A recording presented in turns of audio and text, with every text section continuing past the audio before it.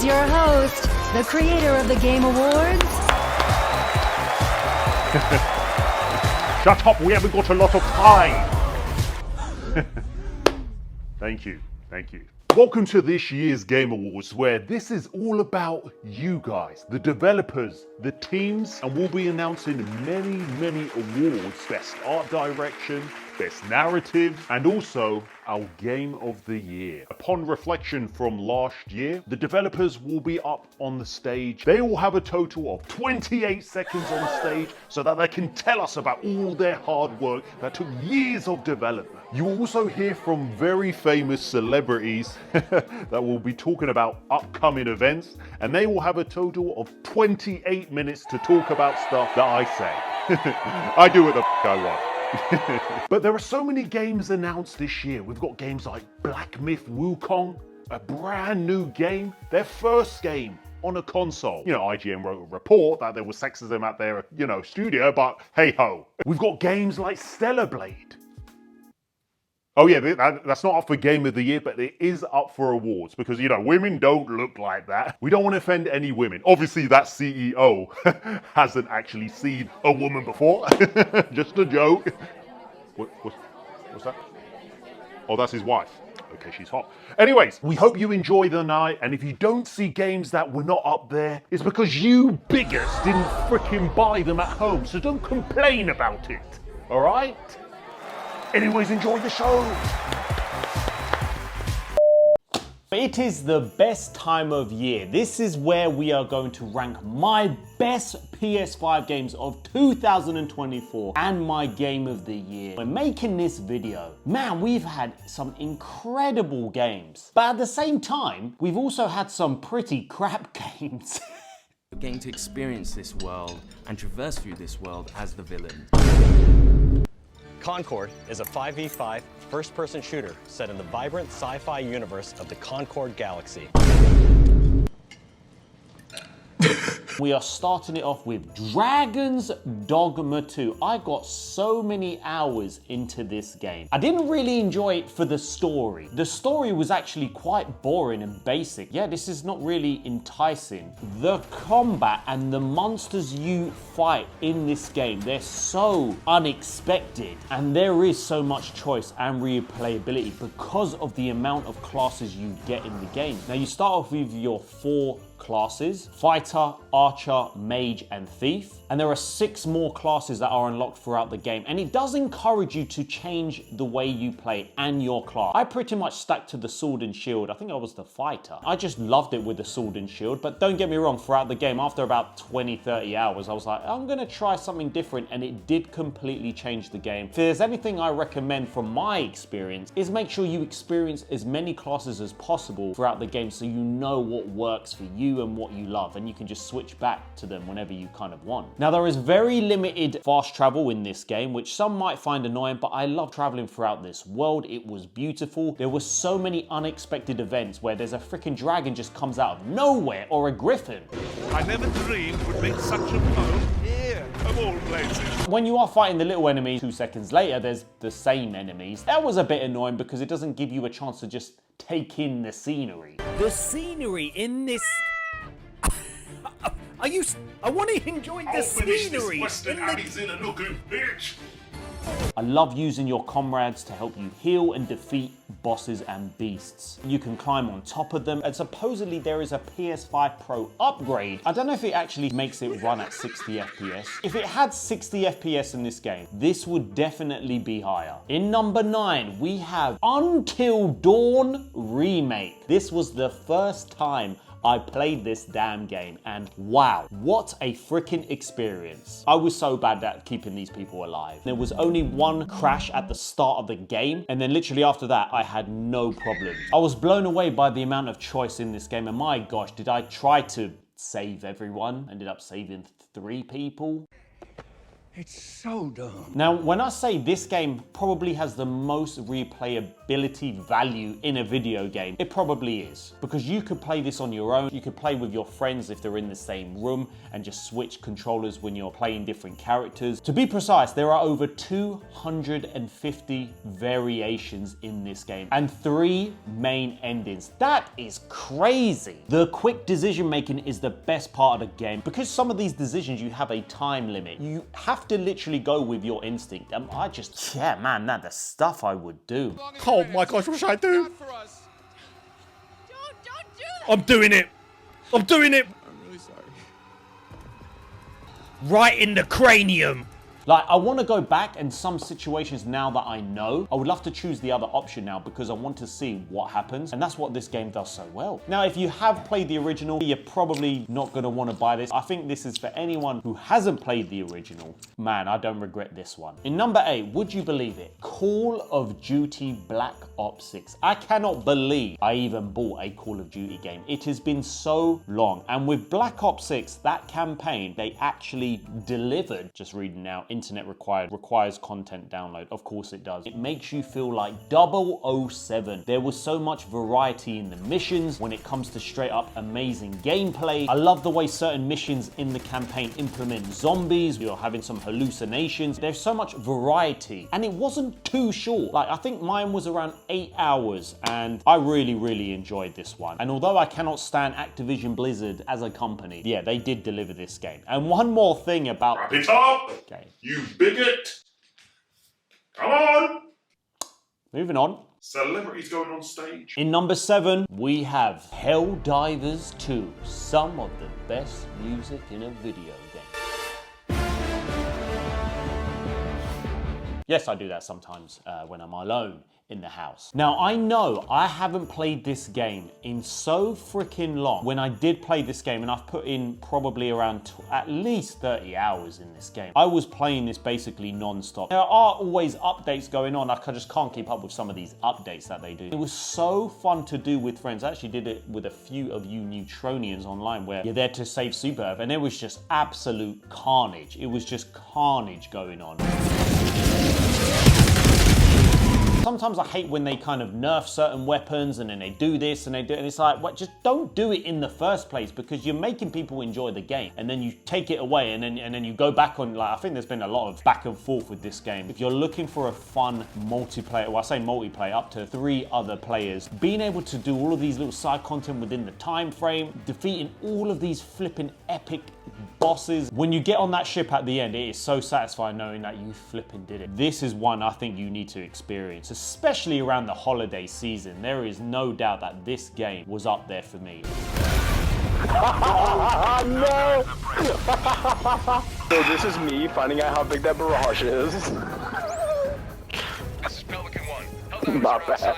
I hate you. Now, there are 6 contenders for Game of the Year, so really this next 6 would be my top 6 for Game of the Year. And don't worry, there's no DLCs in this, but we're going with Silent Hill 2. Someone who never played the original. This is like a cross between Alan Wake 2 and the Resident Evil series, but also it's simple. There's no upgrades of weapons and abilities, purely a story-driven narrative game, and that's what I love. Those are my favorite sort of games. And if you love the horror genre, it's not as scared as I thought. It's very jumpy, don't get me wrong. We ain't dying today! Oh man! Oh, it's locked! Oh, shit! But if you love the psychological thriller, this is a game you have to experience. You do get different guns in the games and different enemies, which, my gosh, some of them are really annoying. And with 8 possible endings, my gosh, I do want to experience this game again. The voice actors, the journey, the music. Apart from that damn bug I got that actually stopped me progressing, now that's been fixed. There's no problem with that now. The reason why it's probably number 6, and if you're like, why isn't it higher? I'm just not good at the damn puzzles. Some of these puzzles were really freaking hard. I don't care what anyone says. The puzzles were too freaking hard and I had to just resort to YouTube. Although afterwards I was a bit like, oh.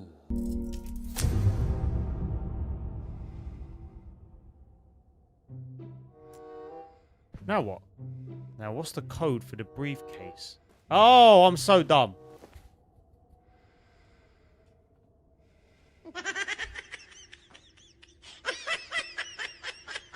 Sometimes I wonder about myself. We are heading over to number 5, and we have got Space Marine 2. This was very hard doing this top 5. So let me just say, when I was ranking these top 5, I was thinking, what game is the most fun? What game do I want to play again? And would I go back to? And what game just really left their mark on me? This makes me feel like I'm back in the PS2 era, just because it's just made for the gamers. No agendas. You play as a strong, masculine soldier who's 8 foot, and it's just so incredible. I probably would have had this higher if I knew the backstory about the first game and the world of Warhammer 40k. I just went into it, just playing the second game. I didn't really know what happened in the first, and there are references to the first game. It made a very good job at me feeling engaged in the story. The combat is so fun, and you can do this flipping co-op with 2 other friends. Now, the reason why I said it was underrated is because didn't the CEO of Embracer Group make a comment on Asmon's Gold YouTube saying that he hopes games like Space Marine 2, Black Myth Wukong can bring back the damn fun element into games. And he goes on about the overblown attempt of messaging and imposing morals on gamers. It hasn't been confirmed whether this is the CEO or not, but of course IGN were quick to flipping write an article about this. Of course they did. Every opportunity they want. IGN will be replaced with LGN very soon, so let's not worry about that. It's a fun game made for the gamers. I don't get companies that want to shit on their own fans. You know, you take a look at Jaguar.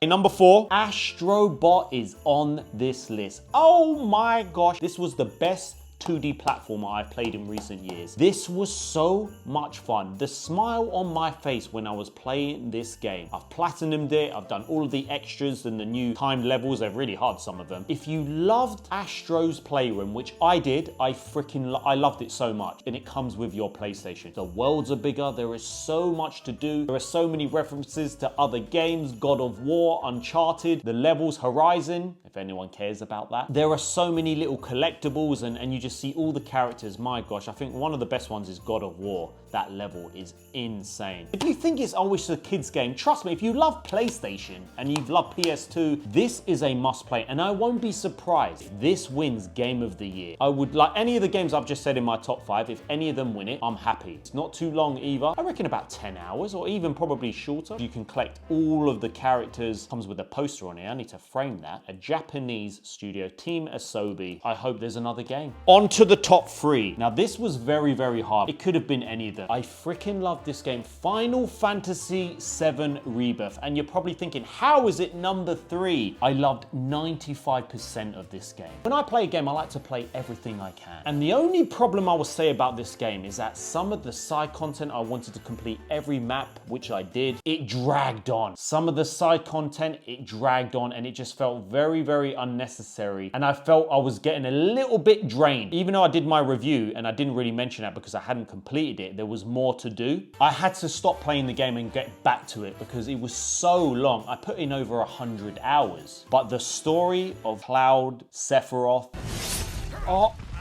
oh my God.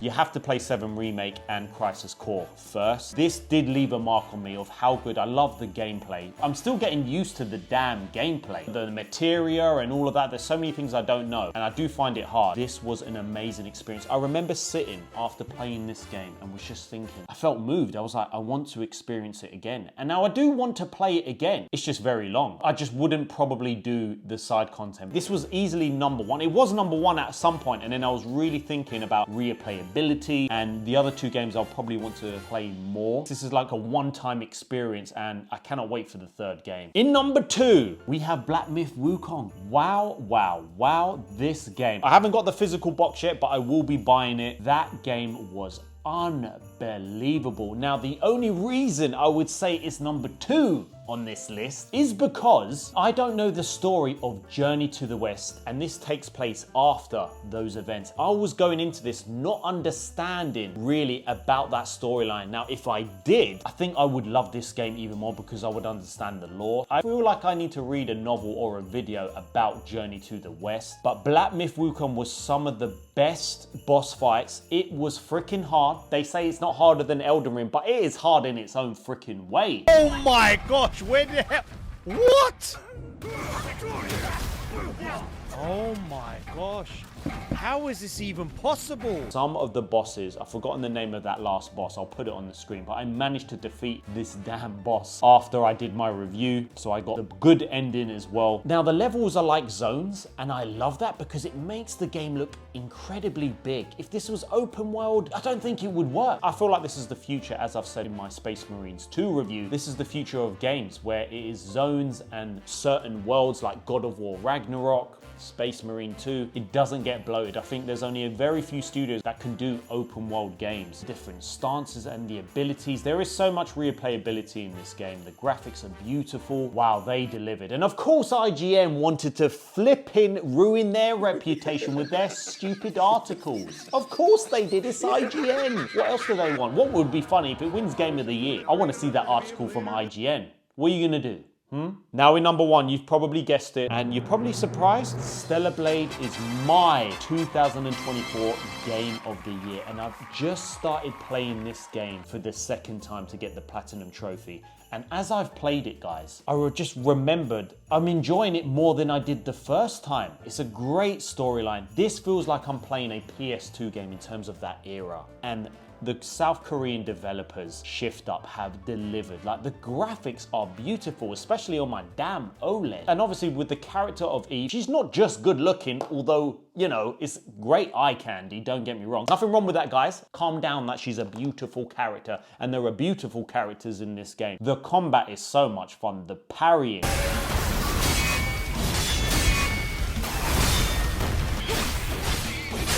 The abilities, I've nearly maxed out my abilities. It's like open world because there are different areas. It's like their zone. The only thing I said about the game was Adam's voice acting, and the English version was it seemed very mundane. I played a little bit of it in Korean and it is amazing. I put it back on English just because I don't want to keep looking at the subtitles. I cannot wait to platinum this game. The disc is not on here because it's in my PlayStation 5. And that is why it is my Game of the Year. Before we go on to the comment of the day, let me just say, 4 of the top 5 games are made by Asian developers. What does that tell you about the Western world? Space Marine 2, Saber Interactive are based in America. The others are in China, South Korea, and Japan. What does that tell you? It tells you, Western world, we don't need your games if you're not gonna change your ways and make games for us gamers. But I wanna know your thoughts. Drop your thoughts in the comments and let me know. Well, let's take a look at the comment of the day from my previous video. Space Marine 2 is underrated. Shout out to Rafi. We should get the Neutronians together for a badass multiplayer stream. Now, he commented that on my last video, and that is what we're gonna decide on stream for the Christmas period. I feel like, you know what? We haven't done it. We failed, I think, about a year ago with Fall Guys. It just wasn't working. I'm thinking we either do Space Marine 2 or we'll get a free-to-play game where everyone could just join in. Maybe we'll try Fall Guys again. So we'll decide that on the live stream. But thank you for suggesting that. I think we need to do that. Look at all these games. I wonder what next year is going to be like. Maybe you're watching this in the future and 2025 has already ended. Probably GTA 6.